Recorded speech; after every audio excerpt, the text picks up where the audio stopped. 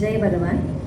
നമ്മളിൽ പലർക്കും ജീവിതത്തിൽ പല പല സിറ്റുവേഷനിൽ കൂടെ അല്ലെങ്കിൽ ജീവിതത്തിലെ പല പല സ്റ്റേജിൽ എത്തുമ്പോഴായിരിക്കും സ്പിരിച്വാലിറ്റിയിൽ അല്ലെങ്കിൽ ആത്മീയതയിൽ കുറച്ച് കൂടുതലൊരു താല്പര്യം തോന്നി തുടങ്ങാം.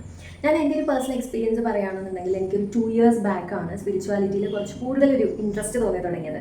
ആ സമയത്ത് എനിക്ക് മനസ്സിൽ കുറേ ചോദ്യങ്ങൾ വരാൻ തുടങ്ങി. അതായത് നമ്മുടെ ലൈഫിൻ്റെ പർപ്പസ് എന്താണ്, ശരിക്കും നമ്മളെന്ന് പറഞ്ഞാൽ എന്താണ്, ഇങ്ങനെയുള്ള കുറേ ചോദ്യങ്ങളൊക്കെ വരാൻ തുടങ്ങിയത് ആ സമയത്താണ്. അപ്പോൾ ഇതിനൊക്കെ ഒരു ഉത്തരം തേടി ഞാൻ കുറേ ബുക്സ് വായിക്കാൻ ശ്രമിച്ചു. ബുക്സ് വായിക്കുമ്പോഴൊന്നും നമുക്കൊരു സാറ്റിസ്ഫൈങ് ആയിട്ടുള്ളൊരു ഉത്തരം അതിൽ നിന്നൊന്നും കിട്ടിയില്ല. നമ്മൾ അമ്പലത്തിൽ പോകും, പ്രാർത്ഥിച്ച് തിരിച്ചു വരും, പക്ഷേ ചോദ്യങ്ങൾക്ക് ഉത്തരം തരാൻ അവിടെയും ആരുമില്ല. അപ്പോൾ ഇങ്ങനെയുള്ളൊരു സിറ്റുവേഷൻ കൂടെ ഓൾറെഡി കടന്നു പോയിട്ടുള്ളവരുണ്ടാവാം, ഇപ്പോൾ കടന്നു പോകുന്നവരും ഉണ്ടാവാം. അപ്പോൾ ഇങ്ങനെയുള്ള സമയത്താണ് നമുക്ക് നമ്മുടെ ലൈഫിൽ ഒരു സ്പിരിച്വൽ ഗുരു അല്ലെങ്കിൽ ആത്മീയ ഗുരുവിൻ്റെ ഒരു ഇമ്പോർട്ടൻസ് മനസ്സിലാവുക. ഒരു ആത്മീയ ഗുരുവിന് മാത്രമേ നമ്മുടെ ഈ ചോദ്യങ്ങൾക്ക് ഒരു ഉത്തരം തന്ന് നമ്മളെ പ്രോപ്പറായിട്ട് ഗൈഡ് ചെയ്യാൻ പറ്റുള്ളൂ.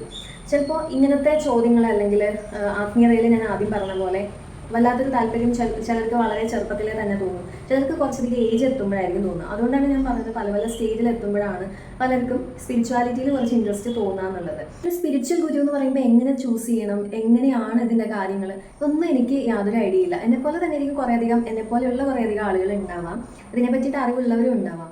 അപ്പോൾ എങ്ങനെ സെലക്ട് ചെയ്ത് ഇങ്ങനെയുള്ള ഒരു കൺഫ്യൂസ്ഡ് സ്റ്റേറ്റിൽ കൂടെ ഞാൻ പോയിട്ടുണ്ട്. പക്ഷെ നമ്മുടെ കേരളത്തിൻ്റെ കാര്യം പറയുകയാണെന്നുണ്ടെങ്കിൽ മൊത്തത്തിലുണ്ട്, പക്ഷെ എന്നിരുന്നാലും കേരളത്തിലെ കാര്യം പറയുകയാണെന്നുണ്ടെങ്കിൽ ഒരു സാഡ് പാർട്ടാണ് നമ്മുടെ ഈ ഒരു ആഗ്രഹത്തെ, അതായത് സ്പിരിച്വാലിറ്റിയിലുള്ള ഇൻട്രസ്റ്റിനെ ചൂഷണം ചെയ്യാനായിട്ട് നമ്മുടെ ചുറ്റും ഒരുപാട് ആളുകൾ ഉണ്ട് എന്നുള്ളതാണ് വാസ്തവം. ഇതിൽ നിന്ന് ഏത് നല്ലത് ഏതാണ് മോശം എന്ന് അറിയാനുള്ള ഒരു അറിവ് എല്ലാവർക്കും ഉണ്ടായിക്കൊള്ളണമെന്നില്ല. നമ്മൾ കാണുന്നതെല്ലാം തന്നെ ശരിയാണെന്ന് വിചാരിച്ചിട്ട് നമ്മുടെ ആ ഒരു അറിയാനുള്ള ആഗ്രഹത്തെ അവർ ചൂഷണം ചെയ്യുകയാണ് ചെയ്യുക. പിന്നെ കുറേ അധികം ആളുകൾ ഉണ്ടാവും ജീവിതത്തിലെ നെഗറ്റീവ് സിറ്റുവേഷനിലൂടെ പോകുമ്പോൾ അതിനൊരു ഹെൽപ്പ്, അതിനൊരു കറക്റ്റായിട്ടുള്ള സൊല്യൂഷൻ കണ്ടെത്തി തരാൻ ഒരു ആത്മീയ ഗുരുവിനെ സാധിക്കും എന്നുള്ളത് കൊണ്ട് ഒരു ഗുരുവിനെ തേടി നടക്കുന്ന ആളുകളും ഉണ്ടാവും. ഇത്തരത്തിലുള്ള ആളുകളെ ചൂഷണം ചെയ്യാനുള്ള ആളുകൾ ധാരാളം ഉണ്ട്. അങ്ങനെ പറ്റിക്കപ്പെട്ടിട്ടുള്ളവരിൽ ഒരാളാണെയാണ് ഞാനും ആദ്യം പോയ സ്ഥലം റൈറ്റ് ആയിരുന്നില്ല, അവിടെ നിന്ന് കിട്ടിയ ഒന്നും തന്നെ കറക്റ്റ് ആയിരുന്നില്ല എന്ന് ഇപ്പോഴാണ് മനസ്സിലാവുന്നത്. അതൊക്കെ എത്രമാത്രം വിഡ്ഢിത്തരങ്ങളായിരുന്നു എന്ന് ഇപ്പം തിരിച്ചറിയുന്നുണ്ട്. പക്ഷെ ആ ഒരു സമയം ജീവിതത്തിലേക്ക് വലിയൊരു പാഠമായിരുന്നു. ഇങ്ങനെയും നമ്മുടെ ചുറ്റുമുണ്ട്, ഇങ്ങനെയുള്ള ആളുകളെ ചുറ്റുമുണ്ടെന്നൊക്കെ മനസ്സിലാക്കിയ സമയമായിരുന്നു. അപ്പോൾ അത് ലൈഫിലേക്ക് വലിയൊരു ലെസൺ ആയിട്ട് ഞാൻ എടുക്കുകയാണ്.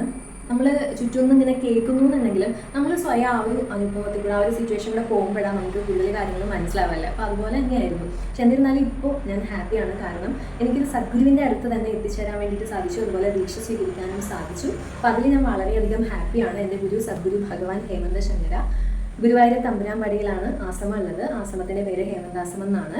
സോ അവിടെ എത്തിപ്പെട്ടതിൽ ഞാൻ വളരെ ഹാപ്പിയാണ്. തേടി നടന്ന സ്ഥലത്ത് തന്നെ എത്തിപ്പെടാൻ പറ്റിയല്ലോ എന്നുള്ളതിൽ ഒരുപാട് സന്തോഷമുണ്ട്. സ്വാമിജീനെ പറ്റിയിട്ട് പറയാൻ, സ്വാമിജി എന്നാട്ടോ നമ്മളെല്ലാവരും വിളിക്കുക, സ്വാമിജീനെ പറ്റിയിട്ട് പറയാനാണെങ്കിൽ ഒരുപാട് കാര്യങ്ങളുണ്ട്. അപ്പോൾ അതെല്ലാം ഞാൻ ഓരോരോ വീഡിയോ ആയിട്ട് വരുന്ന വീഡിയോകളിൽ പറയുന്നതായിരിക്കും. സ്വാമിജിയുടെ അടുത്ത് എത്തിയ ശേഷം എനിക്ക് ഒരുപാട് കാര്യങ്ങൾ പഠിക്കാൻ പറ്റി. അതിപ്പം സ്പിരിച്വാലിറ്റി റിലേറ്റഡ് ആയാലും നമ്മുടെ ജീവിതമായിട്ട് ബന്ധപ്പെട്ടിട്ടുള്ളതായാലും ഒരുപാട് കാര്യങ്ങൾ പഠിക്കാൻ പറ്റിയെന്നുള്ളതാണ്. സോ ഫസ്റ്റ് ഓഫ് ഓൾ ഞാൻ പറയുകയാണെന്നുണ്ടെങ്കിൽ എനിക്ക് ഏറ്റവും അധികം കിട്ടിയിട്ടുള്ളത് നോളജ് തന്നെയാണ്. ഇപ്പോഴും പഠിച്ചുകൊണ്ടിരിക്കുന്നുണ്ട് ഒരുപാട് കാര്യങ്ങൾ. സ്പിരിച്വൽ ഗുരു എന്ന് പറയുമ്പോൾ സ്പിരിച്വാലിറ്റിയിൽ നല്ല അറിവുണ്ടാവും എന്നാ വിചാരിക്കുക അല്ലേ. പക്ഷേ സ്വാമിജീനെ സംബന്ധിച്ചിടത്തോളം സ്പിരിച്വാലിറ്റിയിൽ മാത്രമല്ല, നമ്മൾ ഈ ലോകത്ത് എന്ത് ഡൗട്ട് ചോദിച്ചാലും അതിനെല്ലാം പ്രോപ്പറായിട്ടുള്ളൊരു ഉത്തരം അപ്പം തന്നെ കിട്ടും എന്നുള്ളതാണ്. ഇതാണ് എന്നെ ഏറ്റവും കൂടുതൽ അട്രാക്ട് ചെയ്ത ഒരു കാര്യം എന്ന് പറയുന്നതും. എന്ത് കാര്യം ചോദിച്ചാലും അതിന് നല്ല ക്ലിയർ കട്ടായിട്ടുള്ള ഒരു ഉത്തരം നമുക്ക് കിട്ടും. അപ്പോൾ എത്ര വർഷം കണ്ടിന്യൂസ് ഇരുന്ന് പഠിച്ചാലും തീരാത്തത്ര നോളജ് സ്വാമിജിക്ക് ഉണ്ട് എന്നുള്ളതാണ് ഞാൻ മനസ്സിലാക്കിയത്.